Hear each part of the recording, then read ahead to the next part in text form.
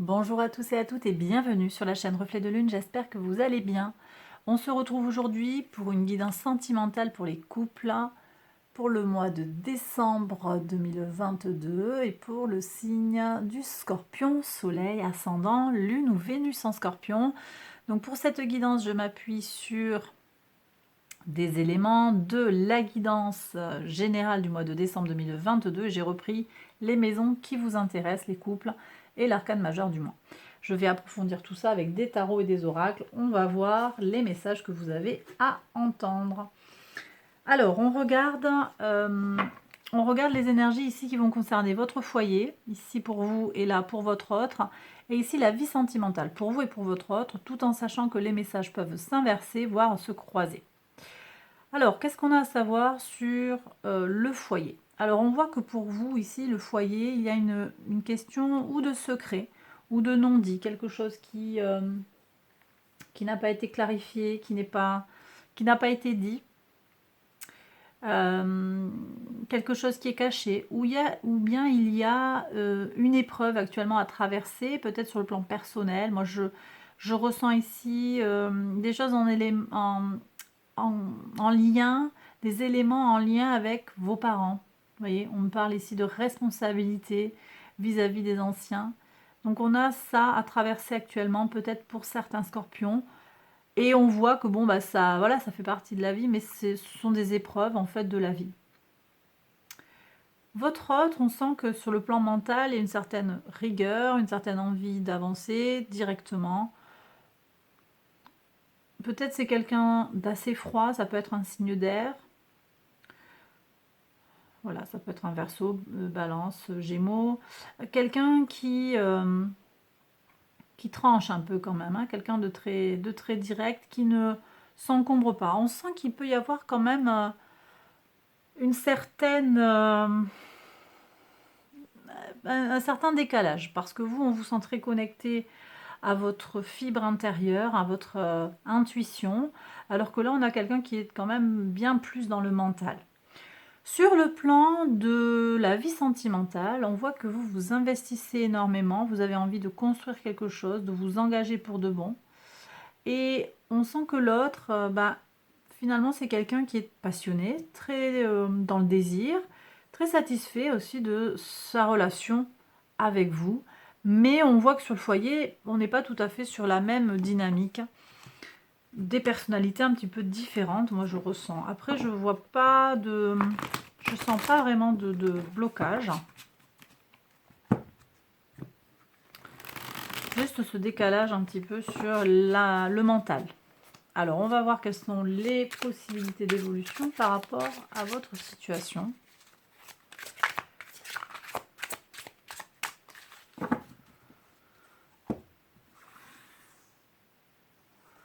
Donc, sur le foyer, la vie sentimentale. Allez, pour voir.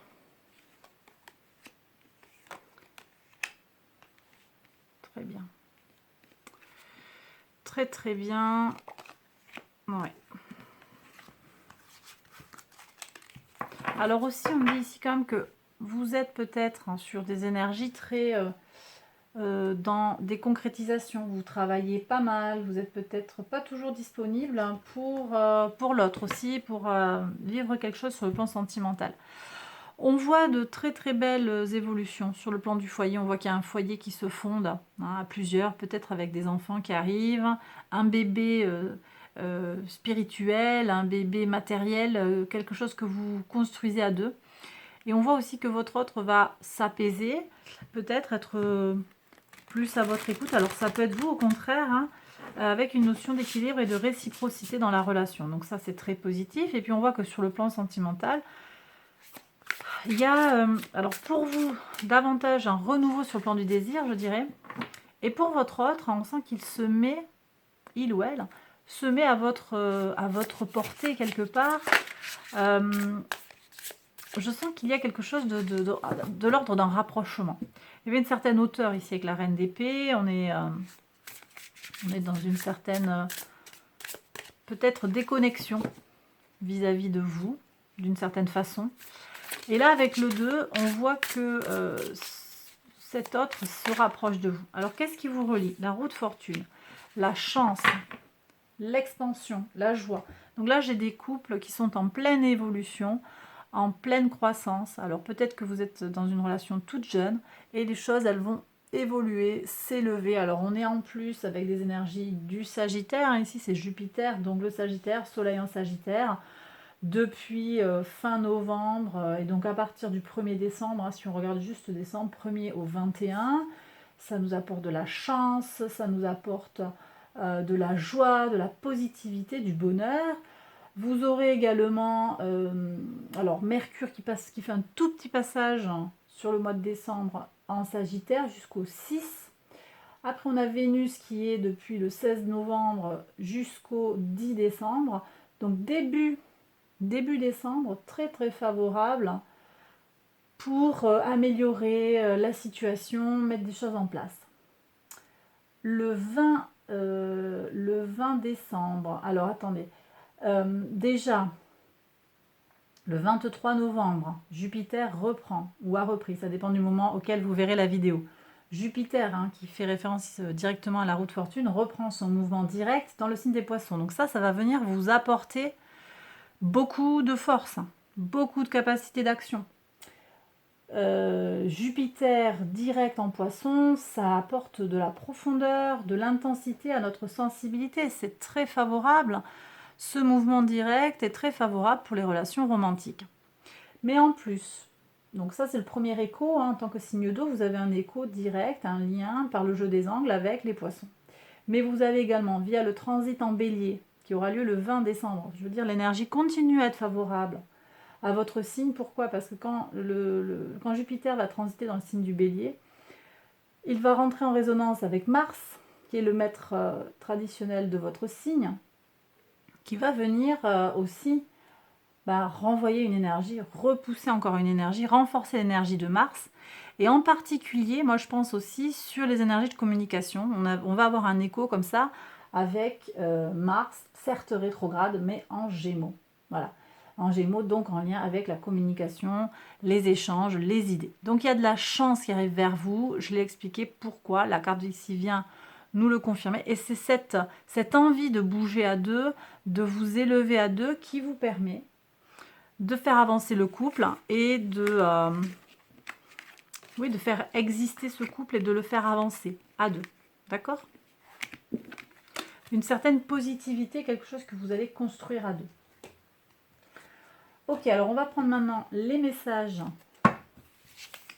de l'oracle pour vous, les scorpions en couple. Oui, puis j'ai pas dit, on a Neptune aussi hein, qui est en poisson, donc il se passe des choses en poisson.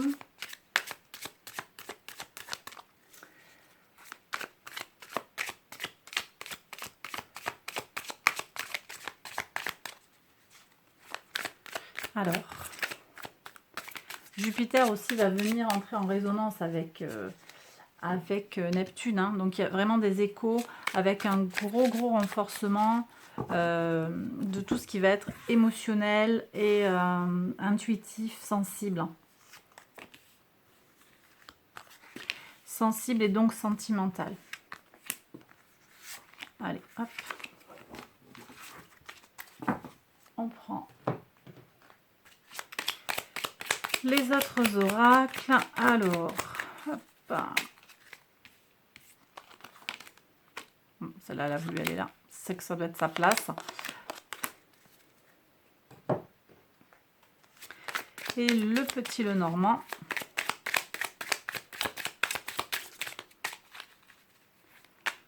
Hop. Allez, on y va pour les messages et puis on ira voir comment on fait pour avancer aussi en fonction des messages. Alors, qu'est-ce qu'on a ici?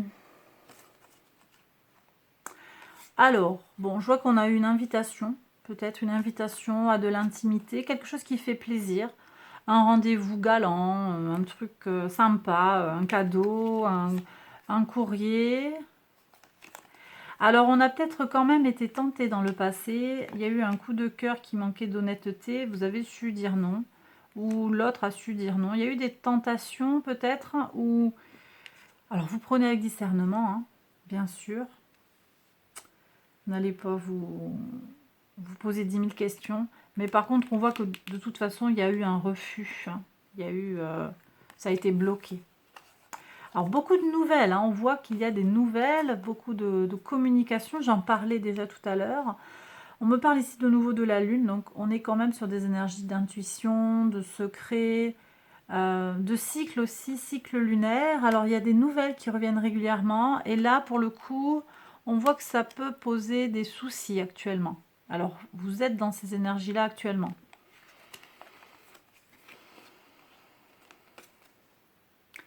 Mais on voit, alors, d'accord. Je ne sais pas quelle est la nature de ces soucis. Je vais essayer de voir un peu. Par contre, ici, on voit que le fait d'avoir dit non à cette tentation ou à ce chemin qui n'était pas bon, mais d'être allé dans une vérité par rapport au manque de sincérité, c'est vraiment quelque chose de très positif. Alors ici, peut-être, on me parle du cycle lunaire aussi. Pleine lune en Gémeaux. La pleine lune en Gémeaux, c'est un moment qui est propice. Alors, elle aura lieu le 8 décembre. C'est un moment qui est propice pour ralentir, afin de se connecter aux autres et prendre du temps pour mieux les connaître, se connaître également.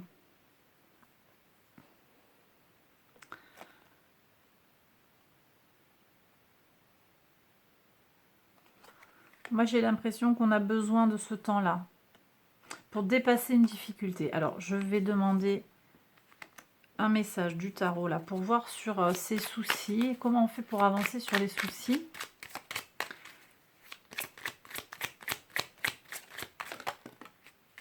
Alors, on revient sur les énergies qu'avait votre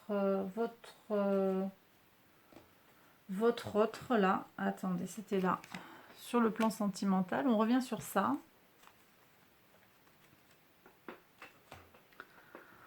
Peut-être qu'il y a quelque chose à clarifier avec votre autre sur l'engagement sentimental. Encore une fois, vous prenez avec des pincettes, mais vous avez peut-être eu accès. Alors, vous savez ce qui s'est passé, c'est clair, mais vous avez peut-être besoin, pour vous c'est clair, mais il y a peut-être besoin de clarifier quelque chose. Peut-être. À voir, vous me direz si ça vous parle. En tout cas, on parle de communication ici. Communication avec l'autre. Ok, qu'est-ce qu'on a sur l'avenir?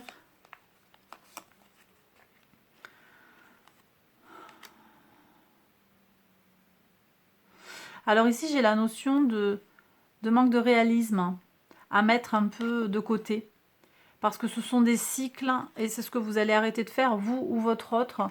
Vous allez arrêter de croire à des choses impossibles. Et puis, il y a une abondance qui vient vers vous de façon inattendue. Et on va en parler. On va en parler.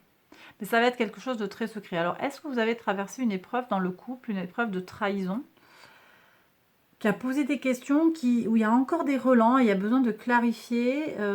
Et puis, est-ce que l'un des deux est tenté peut-être par rapport à des relations impossibles? Alors, il y a quand même des énergies un petit peu qui ont l'air compliquées. Alors, prenez vraiment les messages qui résonnent en vous. Ça a l'air un peu compliqué. Je fais un tirage après sur les situations compliquées. Donc, peut-être aller voir ça pour avoir peut-être plus d'infos. Je ne sais pas encore. J'ai pas fait le tirage. Donc, je vais voir après ce qui va sortir. Mais on voit qu'il y a de l'abondance. Il y a du bonheur à deux. Hein. Allez, je vais prendre une autre carte du tarot pour prendre un conseil. Ouais. Il y a besoin de protéger ce couple. Hein. Il y a quelque chose à sauver. Il y a quelque chose d'important à préserver en tout cas. D'accord ?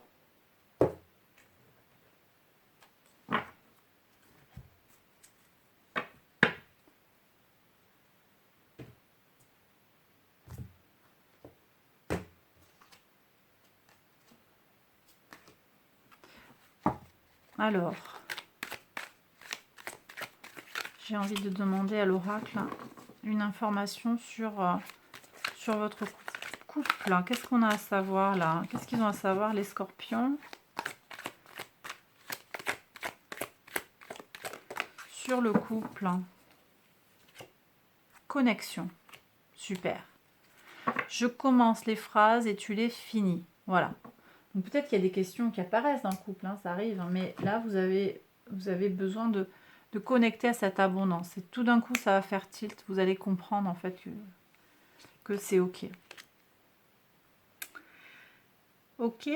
Et bien voilà, les scorpions en couple, j'ai terminé cette guidance. J'espère qu'elle vous a plu, qu'elle vous a parlé. Si c'est le cas, likez, abonnez-vous, partagez, tout ça, tout ça.